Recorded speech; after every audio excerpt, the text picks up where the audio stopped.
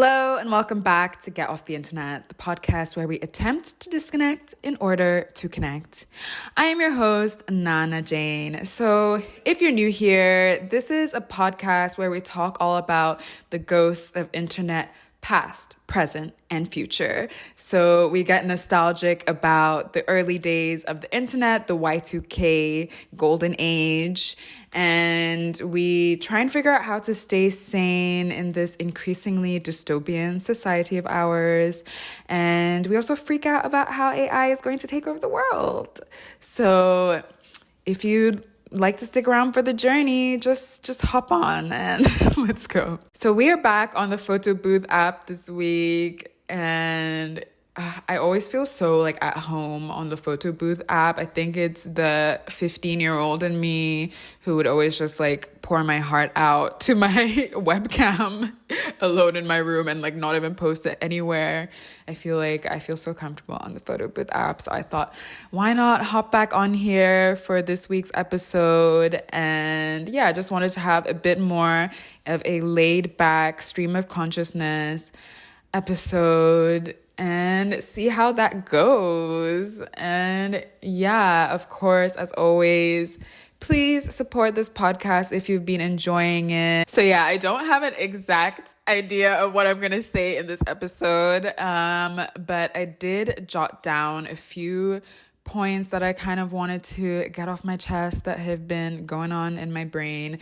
So if you see me glancing down there, that's what I'm glancing at. So in this episode, I'm going to talk a bit about parasocial relationships, TikTok, and screen time. So first of all, something that's been on my mind is parasocial relationships. I feel like the past few years, parasocial relationships have been talked a lot about online, and I feel like it's mostly spoken about in a negative light, but I feel like I've actually began to see like some positive sides of parasocial relationships lately. So yeah, the reason why I've been thinking more about this lately is because I actually just moved to a brand new city where I don't really know anyone, and so most of my social interactions these days, quote unquote, are parasocial. It's the content that I consume, and it kind of does bring me back to my childhood. During my childhood, that was a time that I felt extremely lonely, and parasocial relationships were so like important to me. Like I remember, for example, in year 8, I had literally no friends. I was being bullied. I would literally like eat lunch like inside my locker, like not inside, but like I would stand at my locker and like eat my sandwich secretly because I didn't want to just like sit down by myself and look like a loser. So yeah, I would go home from these like pretty miserable days at school and I would consume YouTube content. I would watch a lot of influencers and like I was really on YouTube from like early on. I loved YouTube from the moment I met it, and yeah, I was really into creators like Charlie is so cool like, and yeah, all these like British influencers, or I guess they weren't even called influencers at that time. They were just like, yeah, I guess they were just YouTubers. And I also followed a bunch of like LGBTQ plus creators, and I feel like that's like when I learned so much about like the LGBTQ plus community. And yeah, I learned about so much from YouTube, like so much of the stuff that they don't teach us in school, I learned about from YouTube. And yeah, and I felt like I developed bonds with these people because like, especially because I didn't really have any friends at that time. I would like get so attached to these people. I just loved their personalities and their sense of humors, and I almost felt like they understood me. And I do think like it's only recently that when I look back, I realized how kind of maybe not healthy that was for me, because I was getting so like emotionally invested with these people who I didn't know. And yeah, so I remember when was this? I feel like I was already like a later teenager at this point. But yeah, but that was when I discovered this influencer or this YouTuber who I consider to still be my favorite YouTuber to this day. And like I just like really like fell in love with that creator. And yeah, it was almost scary sometimes because like when I would watch her videos, she posted, well, like fashion content, but also more like spiritual, like well-being content. And she talked a lot about her mental health journey and everything. And like when she would make some of these videos, I would like literally get scared because sometimes it sounded like she was talking exactly about me, or like literally exactly about things that I was going through or had been through in the past. And so as a result, I got like, I guess like, yeah, I don't know. I just felt like I had this like special bond with her, which like, I don't know. It's a very weird thing to describe, you know? And even people who I knew in my life like told me that I reminded them of this like YouTuber creator person, like just based on my personality and like how I speak and stuff. And so that like, I don't know, it just made me, it was just very weird. Now looking back, I think this person was just a kindred spirit, you know?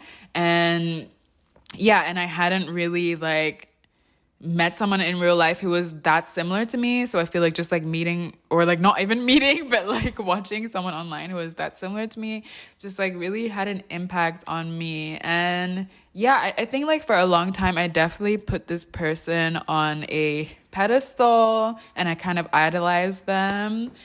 And yeah, like I realized at a point that like maybe it was kind of unhealthy because I felt like when they would say like something that I didn't agree with, like just little things, like I would be so like I would feel like betrayed in a way.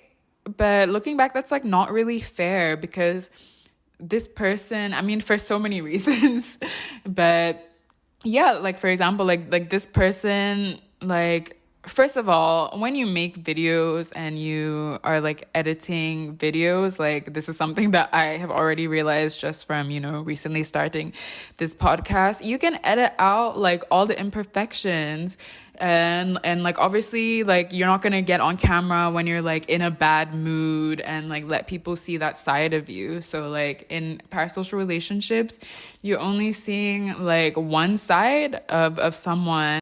And honestly, even in real life, like when you first meet someone, you're obviously showing them like your best side. And so that is just amplified online because it's even easier to edit out the quote unquote bad sides of you like online than in real life. So yeah, that's like first of all, but also second of all, like these people like never claim to be perfect, you know? Like it's me who was like having a certain perception of her, but like, you know, she never said she was perfect, and she never like, yeah, I don't know.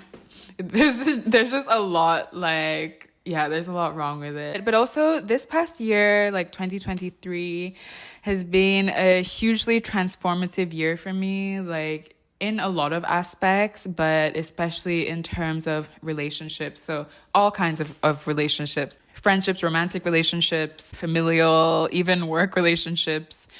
And I have come to the conclusion that I don't think you truly know the depth of your relationship with someone until you have experienced conflict with them. But what I mean by that is that I don't think you can truly know the depth of your relationship with someone, or that you can truly like call them your like best friend or boyfriend or girlfriend or whatever, unless you have experienced conflict with that person.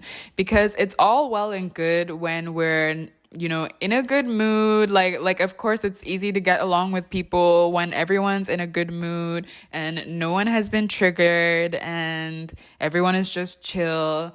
But I feel like when you have conflict with someone close to you, and the way that you're able to resolve that conflict really, like, what's the word? It really like not defines the relationship, but it really can like make or break the relationship, you know? If what you wish is to have like a truly like deep, real and meaningful relationship and connection with someone that's close to you, like you need conflict, and that doesn't even have to be like a huge like argument or anything, but for example, if you have a roommate and like, you know, you're having issues because like someone is not like washing their dishes, the way that you resolve that conflict of the dishes not being washed, like I feel like that is really what like is able to solidify your relationship and what is able to either bring you closer together or tear you apart. And it is kind of what makes an intimate bond, you know, if that makes sense. Yeah. Like, I mean, for me personally, like I know that some people prefer to just like not, I guess, like have surface level relationships. Honestly, can't relate. I'm a Scorpio, so, but yeah. So yeah, I feel like that can like really make or break the relationship. And with a parasocial relationship, you're not able to have conflict with this person because you don't know that person. And I mean, well, you know parts of that person that they have chosen to share, but that person doesn't know you at all. Like, as I spoke about, that can definitely have a negative impact. But I feel like I have recently began to see the beauty and the positivity about having a parasocial relationship with someone. So yeah, I think that there can actually also be a really beautiful side to parasocial relationships. Like, it's not always that deep. Like, I feel like for me, I have like, you know, been able to recognize that like I was like trying to fill a certain void and that I was like getting too attached to some of these creators that I watch. Parasocial relationships, like they don't always have to be that deep. For example, the top podcast on my Spotify Wrapped, Match Made, I feel like I watched that or I listened to that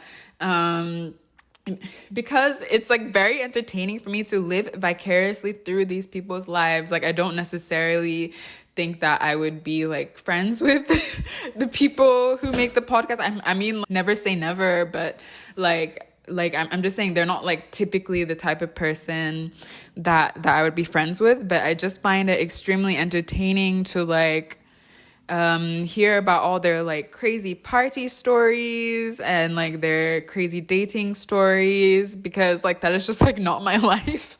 And it's just like funny. It's just fun to live vicariously through other people. And like, for example, I recently discovered Jay Shetty. I've been like binging his podcast. He's this British Indian former monk who is like very big in Hollywood. He's like besties with the Smiths, like Will and Jada and all that. And like he and his wife just seem to have like the most beautiful little life in Los Angeles. And I don't necessarily like want his exact life, but like I'm just like very inspired by him and his ideas and like, yeah, I don't know, just the kind of like relationships that he has. And like, I don't feel like so tied to him. I enjoy consuming his content, but like I could live if like I never met him, you know? and yeah, I feel like sometimes it's just nice to scroll on your feed and feel like warm feelings towards people who you don't really know. Like, to be honest, like sometimes with like real life relationships, it can get exhausting because, you know, like obviously we love our like family and friends and like partners so much, but sometimes the idea that they have of us, you know, this set idea that they've constructed of us in their mind and that we have probably constructed of them in our mind as well, it can kind of get in the way sometimes. Like sometimes it's just nice to, I don't know, be able to just like interact with someone with no expectations. And now I'm kind of talking about the parasocial relationship from the other side of like when you share content. For example, I've always found it so much easier to post on TikTok because like most of my followers on there I don't know, and like that is so freeing, honestly, because I don't feel like there's any perception of myself that I have to uphold. And yeah, I feel like I can just like, yeah, it doesn't really matter And yeah, it doesn't really matter if someone like likes you or not on there, because they don't know you, and like what does that mean to your life? Whereas like, yeah, obviously, like when you post to like Instagram or like apps when there's a lot of people from your life following you, yeah, it just feels like they're obviously like looking at you through a certain lens of the idea that they already have of you, and that can just get tiring. I've actually recently muted most of the people I know in real life from Instagram stories, because I feel like I'm pretty good at like, you know, having boundaries with social medias, but Instagram stories is like the thing that like, you know, Instagram stories is my kryptonite. And I realized that a big part of that was kind of just always feeling like I had to like keep up with what like my peers were doing, and like kind of just being like nosy in a way, I guess. And it's not something I was doing consciously, but I don't know. I feel like the thing that kept me constantly going back to it is like, oh, like let me just see what this person's doing. Oh, and this person, you know, and you can just go on forever. But like, now that I've like muted most of the people that I know in real life, and it's just like influencers and celebrities, I feel like I'm honestly having such a nicer time on social media, because like, I don't know, I'm just like, yeah, it's just, there's just something pleasant about like just having a one-sided acquaintanceship with someone who you admire. And honestly, like, I feel like sometimes parasocial relationships are best left parasocial, because a lot of the times we probably don't want to know like some of the beliefs that these people have, or like what they are actually like in person. I feel like these days with cancel culture, like I feel like we've all had someone famous who we like admired, who we've had to be like, oh my God, like, you know, we didn't know they did this horrible thing. And yeah, like for example, what is an example I can think of? What is an example I can think of someone who I really like that's done shit? Okay, for example, Doja Cat. She's someone who I followed, or like whose music that I listened to since like I think 2013, when she came out with So High. And like obviously she like blew up on TikTok and all this stuff.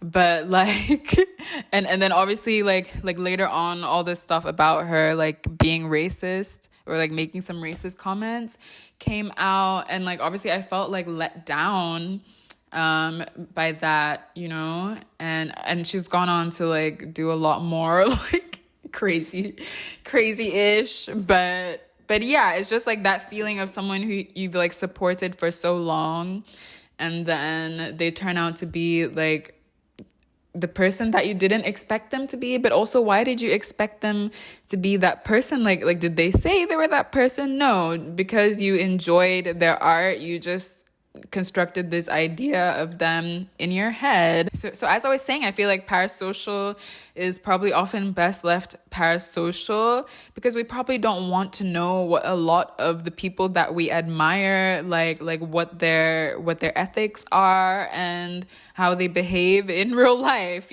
So I feel like we don't have to look at parasocial relationships as this evil thing. I mean, the internet already kind of like fills up so many of our needs, like Maslow's hierarchy of needs. We're taking you back to business class, guys, or psychology class, or I feel like they use that triangle in every class, to be honest. But yeah, we're taking you back to school, kids. Yeah, so Maslow's hierarchy of needs, I feel like, what is, okay, should we pull up Maslow's hierarchy of needs? Okay, let's try and do it. So yeah, Maslow's hierarchy of needs. So we've got on the bottom, we've got, how do you say this word? Physiological needs.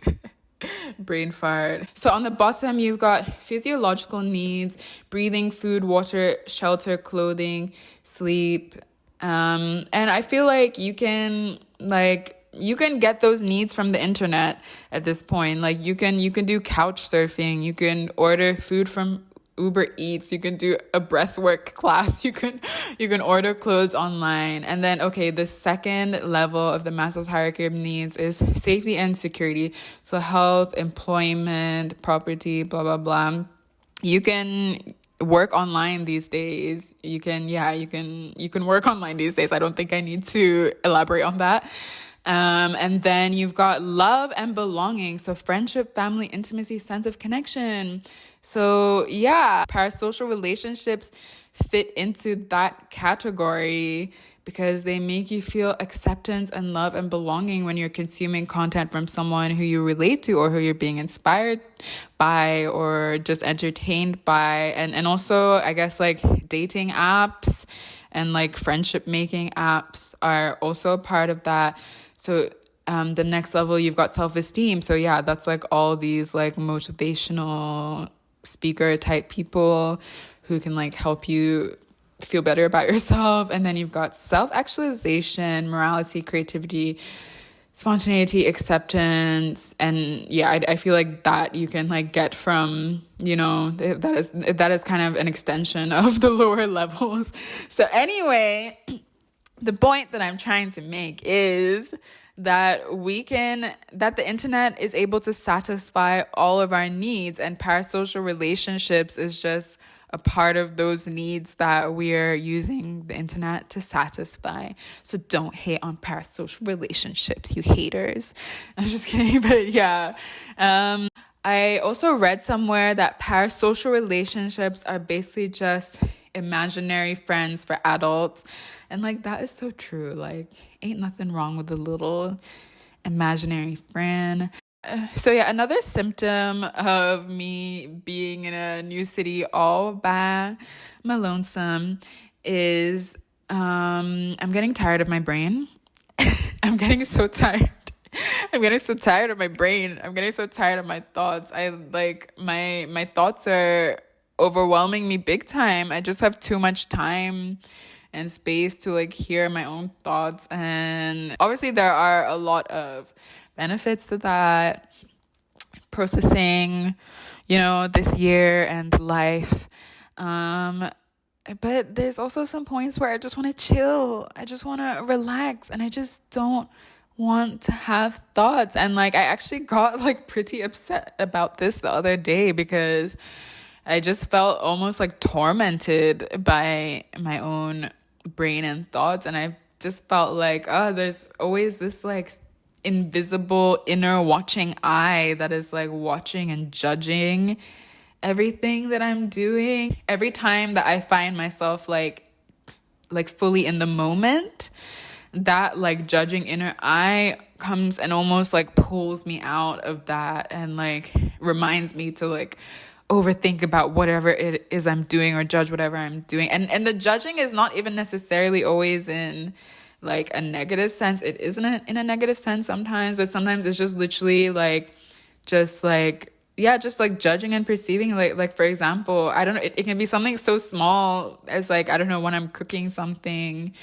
and instead of just being able to just like, be in the flow and like, I don't know, experiment with the spices, my brain is like, no, but you have to like use precisely this much, blah, blah, blah. It's like, yeah, it's a lot sometimes. And I feel like social media is no help with that. And yeah, I feel like, especially like, obviously like when you're making content, you want to have something fresh and new to say, like to the internet, to throw into the void of the internet. But the internet is so freaking saturated that it almost sometimes feels like, what is the point of even like sharing your thoughts when like someone else must have already done it and maybe probably did it in a better way, or like, yeah, I don't know. It just feels like it's so hard to like to first of all like come up with an original thought. And I feel like part of that is because like we're all consuming like the same content. For example, there's so many times where I'm like trying to tell my friend about this new TikTok that I've seen, and they're like, yeah, I've already seen it. And I'm like, oh damn, are we all just like consuming the same content and just like having the same thoughts and just like just like regurgitating the same thoughts. Like, I don't know, it just feels like too much sometimes. And I feel like on social media there's like this constant like feeling of the anxiety of like being behind, whether that's like being behind on trends, being behind from where your peers are at in life, being behind on the latest like fashions, or whatever. And yeah, it can just be really exhausting sometimes. It can just be really freaking exhausting. And also, speaking of TikTok, I don't know if I actually mentioned TikTok, but speaking of TikTok, I feel like NPRs just mark like the demise of our brains. Like, what? If you guys don't know what NPRs are, you know what? Let me Google the definition of NPR so that I don't make any mistakes. We're learning so much together today, guys. Wait. No, wait. Am I using the right term? NPR, like, is it NRP? Oh my God, I've been calling it the complete wrong term. It's called NPC. So let's find out what NPC means. So an NPC is defined as characters. Wait, what? Oh, okay. It's short for non-player character. Oh my God, I feel like that's not a good definition. Can you break it down for us? You know what? Let me ask my BFF ChatGPT. So ChatGPT says that an NPR typically, why do I keep saying NPR? An NPC typically refers to a non-player character in video games or tabletop role-playing games. Ooh la la. NPCs are characters controlled by the game's programming or a game master rather than by a real person. They serve various roles, such as providing quest information or acting as adversaries. I feel like all these descriptions are doing way too much. But basically, okay, I'll try and describe it in my own terms, but NPC.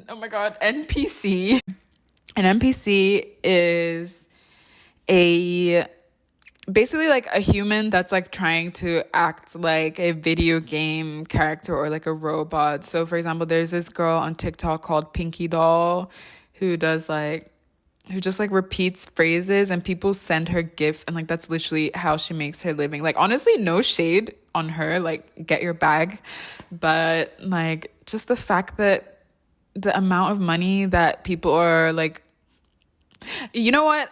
I'm just going to show you what I'm talking about. She repeats phrases like, I like ice cream. I like ice cream. Yes, popcorn. Yes, popcorn. Yes, popcorn. Yes, popcorn. Yes, popcorn. Yes, popcorn.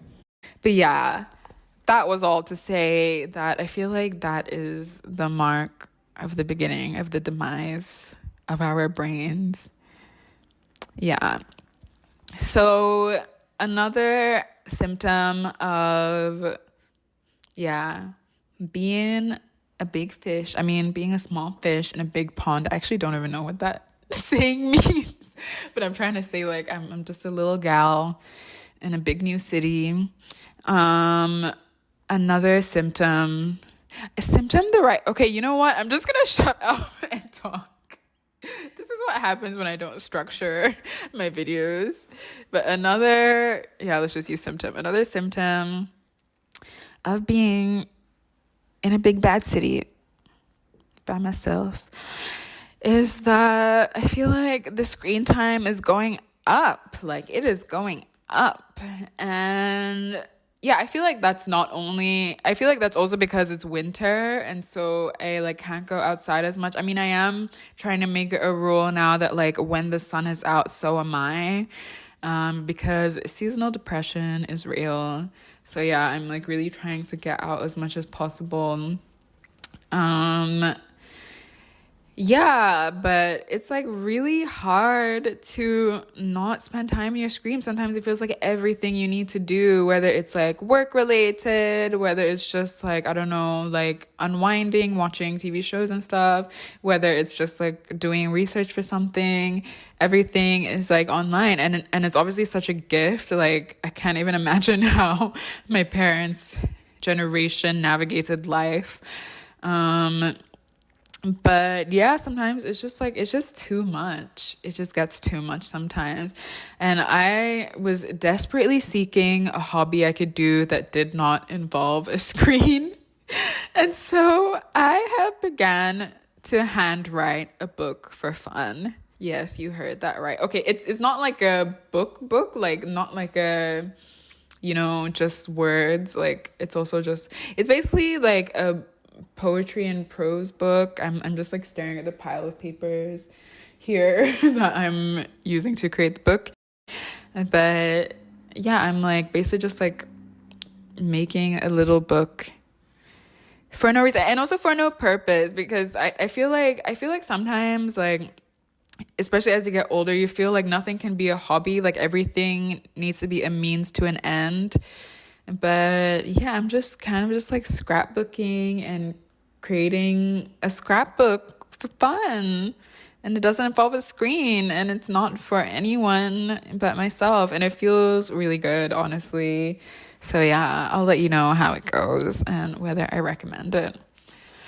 And yeah, I've also been reading, and yeah, it feels like such a luxury to be able to just read and yeah, have something to read that's not on a screen. I just finished reading the second book of the Akatar series, which I actually legitimately did not know was trending on TikTok. But a friend of mine actually gave me the first book for my birthday last year. And yeah, the second book was just sitting on my shelf forever. But yeah, I finally got back into reading, and it just feels really good. Like, I feel like at least, like, if you can just, like, read and have a cup of tea at the beginning and end of your day, it just makes such a difference not have your eyes glued to the screen all the time. All right. So, was there anything else I wanted to talk about? I feel like I just want to say more. Like, wow, I just want to talk more.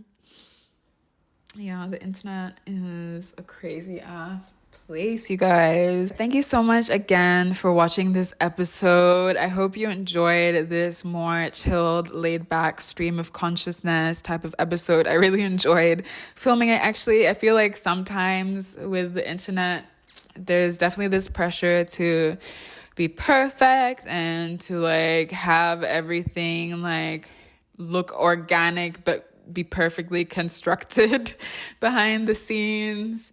And yeah, I feel like the whole reason why I made this podcast was because I did want to bring back the more authentic days of the internet and let us remember that time.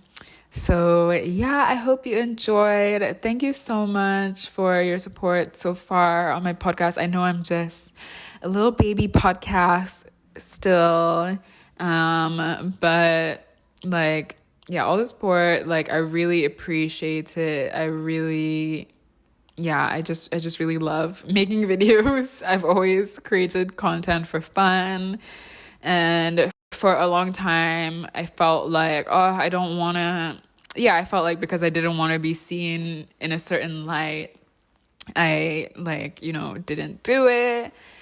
But yeah, I'm at a point in my life that I feel like we all care what people think of us, but I'm at a point in my life where it is like so low, and it's so beautiful to feel that. So yeah, thank you for watching me.